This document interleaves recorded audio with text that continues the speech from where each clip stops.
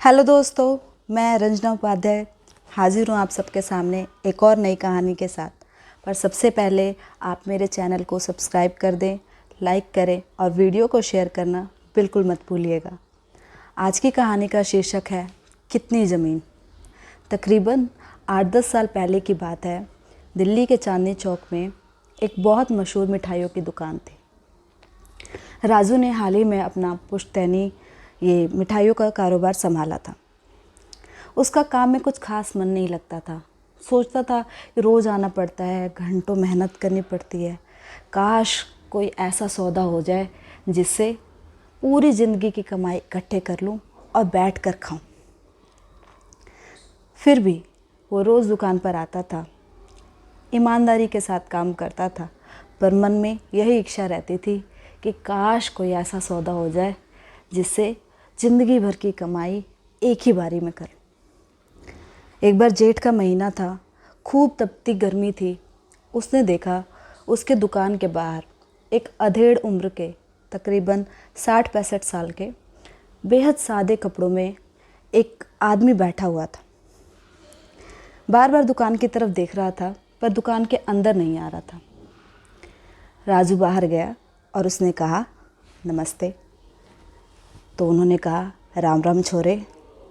तो उन्होंने कहा कि देख रहा हूँ काफ़ी देर से आप बैठे हैं, मेरी ही दुकान है, अंदर आइए, आपको जो खाना है खाइए, बिल की चिंता मत कीजिएगा। तो मुस्कुराए, बोले, ना ना बेटा, खाना तो खा रहा क्या है, गेला 2 रोटी भी ले रखी हैं। अरे बटे उरवा है मेरा, छोरी ने घर बनाया है तो कवे थी, आजा बाबू एक बार फेट जा हमारी आया था, पर मेरी ट्रेन घनी लेट हो रही है तो मैंने सोचा थोड़ा घूम लूँ। गर्मी इतनी है, घूम घूम कर हार गया, बस आराम करन खातर अड़े बैठा हूँ। राजू के दुकान में सैकड़ों तरीके के लोग रोज़ आते थे, इसलिए उसको उनकी बोली समझने में ज़्यादा दिक्कत नहीं हुई। उन्होंने कहा कि जब तक आपकी ट्रेन का समय नहीं हो जाता आप यहाँ बैठिए, आपको जब जाना होगा आप चले जाइएगा।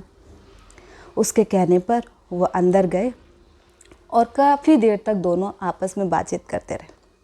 बातों बातों में राजू ने पूछा कि और आपको दिल्ली कैसी लगी। तो उसने कहा कि बेटा घनी महंगी है, हमारी छोरी ने तो 15 लाख में 2 कमरा का मकान लिया है। मैं तो कहूँ था बावली, इतने में तो हमारे गांव में कितनी ज़मीन आ जाती और वह भी उपजाऊ है, पुश्ते बैठे बैठे खाती। कितना महंगा है, अरे तो पानी भी इतना महंगा है। फिर राजू मुस्कुराया और बोला, आजकल के ज़माने में 15 लाख में मिलता ही क्या है, मैंने भी थोड़ी पूंजी जमा कर रखी है, पर दिल्ली में तो या दिल्ली के आसपास भी उतने में तो कुछ भी नहीं आएगा अंकल जी। तो वो बोले, ना ना बेटा, इसी बात ना है, हमारे गांव में आकर देख, इतनी उपजाऊ ज़मीन कति कोड़िया के भाव बिकल लाग रही है। लोग बेचे हैं क्योंकि उनके बालक जाना चाहें शहर, पर ज़मीन तो कति एक नंबर की है। 15 लाख में, अरे मैं कहूँ 10 लाख में इतनी ज़मीन आ जाएगी, इतनी ज़मीन आ जाएगी कि तू सोच भी नहीं सकता। राजू को उनकी बात थोड़ी अच्छी लगी। उसने सोचा कि कहीं जिस चीज़ का मैं इंतज़ार करता था ये वही तो नहीं, एक बार जाके देखने में क्या हर्ज है, सौदा पसंद आया तो कर लूँगा। उसने उन अंकल जी का नाम, नंबर सब कुछ अपने पास नोट कर लिया और 1 हफ्ते बाद उनके गांव जा पहुंचा। जब वो उनके गांव गया तो उन अंकल जी ने उसका बहुत अच्छे से स्वागत किया, उसको अपना पूरा गांव घुमाया, खेत दिखाया। फिर राजू ने अपने मन की बात कही कि मैं यहाँ पर आया हूँ क्योंकि मैं ज़मीन खरीदना चाहता हूँ, मेरे पास 10 लाख रुपए हैं, आप बताइए इतने में कितनी ज़मीन आ सकती है। तो अंकल जी बोले, बेटा 10 लाख तो बहुत घने हैं, तू मेरा गैल चाल, शाम ने तने पंचायत ले जाऊंगा, उस सरपंच ते मिल लिए, सारे तने समझा देवेंगे किस तरह सौदा हुआ है, अड़े तने सारा बता देवेंगे। फिर उसने कहा ठीक है। शाम को हो गया, गांव के कुछ पंच और बुज़ुर्ग वहाँ पर इकट्ठे थे। उन्होंने बताया कि हमारे यहाँ पे ज़मीन खरीदने का एक नियम है, देख 10 लाख तू लाया है ना, 10 लाख मारते दे दिए और तड़के पहला आ जाइए। सुबह सूरज की पहली किरण निकलन से लेकर सांझ ढलन तक तू जितनी ज़मीन में अपनी बाउंड्री बना लेवेगा न, वह सारी ज़मीन तेरी। राजू को इतनी हैरानी हुई कि जितनी ज़मीन में घेर लूँगा वो सब मेरी।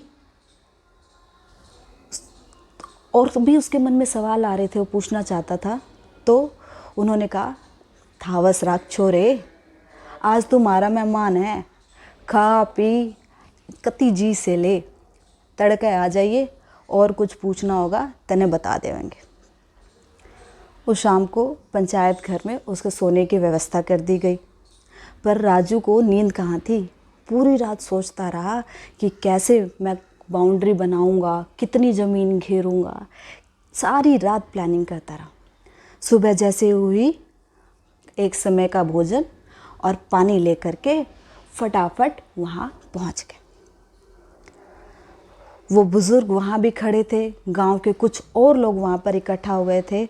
उन्होंने कहा कि देख, एक बार फिर ते बता दे, वहाँ जो नियम है ज़मीन खरीदन का यो से कि ईब सूरज जी से निकलेगा ने, तो तू यो रस्सी उठा लिए और इस रस्सी ते बाउंड्री बनाना चालू कर दिए। सूरज डूबनती जितनी ज़मीन में तू बाउंड्री बना के घेर के अड़े वापस आ जाओगा ने, वह सारी ज़मीन तेरी। और जन नहीं आ पाया तो ये पैसे मारे और तने ज़मीन नहीं मिलेगी, तने ठा के फेंक देवांगे गांव तक बाहर। राजू ने कहा ठीक है, इसमें कौन सी बड़ी बात है, ये लो जी पैसे। और वो रस्सी का गट्ठर उठाया और ज़मीन घेरना चालू कर दिया। अब चलता जा रहा है, रस्सी से बाउंड्री बनाता जा रहा है, सीधा सीधा सीधा एकदम।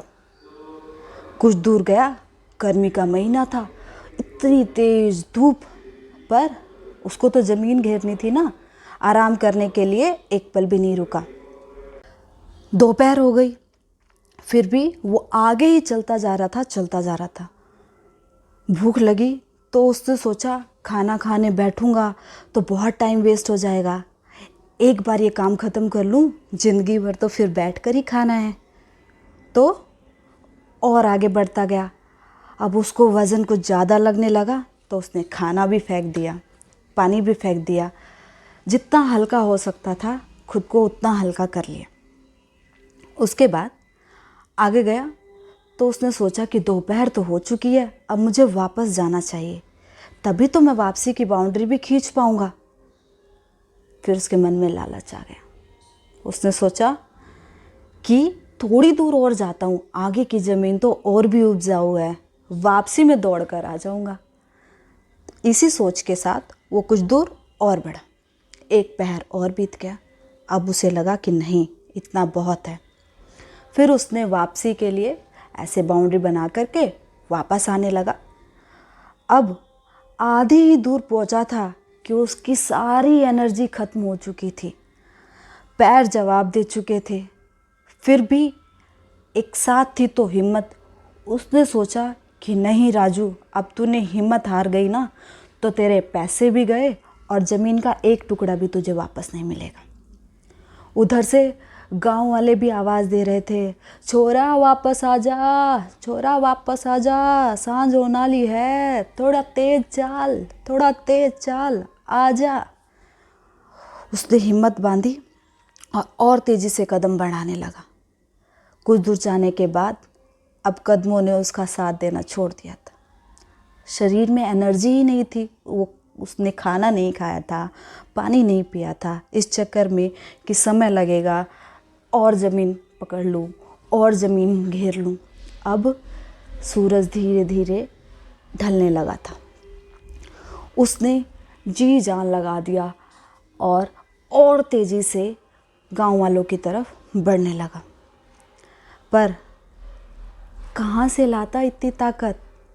सारी ताकत तो उसने आगे जाने में ही लगा दी थी। ये तो सोचा ही नहीं कि वापस भी तो घूम के आना है। जैसे तैसे करके वो और तेजी, पूरा जोर लगा के बाउंड्री की तरफ दौड़ने लगा और अचानक बेहोश होकर गिर गया। सूरज अब ढल चुका था और गांव वाले तेज तेज हंस रहे थे। कह रहे थे, सालों बीत गए, कई आए कई गए, पर हमारी जमीन का एक टुकड़ा भी कोई नहीं खरीद पाया। इस कहानी से आपने क्या सीखा? इस कहानी से जो सीख मिलती है उसको एक छोटी सी लाइन में कहा जा सकता है कि लालच बुरी बला है। उससे सोचा कि मैं पूरी जितनी अवेलेबल ज़मीन है सारी ज़मीन ही क्यों ना खरीद लूँ। अगर वो चाहता तो गांव वालों ने तो उसके साथ कोई बेईमानी थोड़ी की।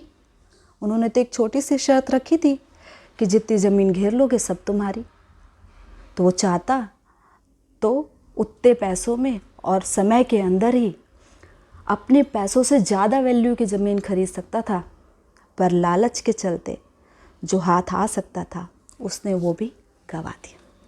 इसलिए कभी भी लालच नहीं करना चाहिए और बुद्धि का प्रयोग हमेशा करना चाहिए। नमस्ते।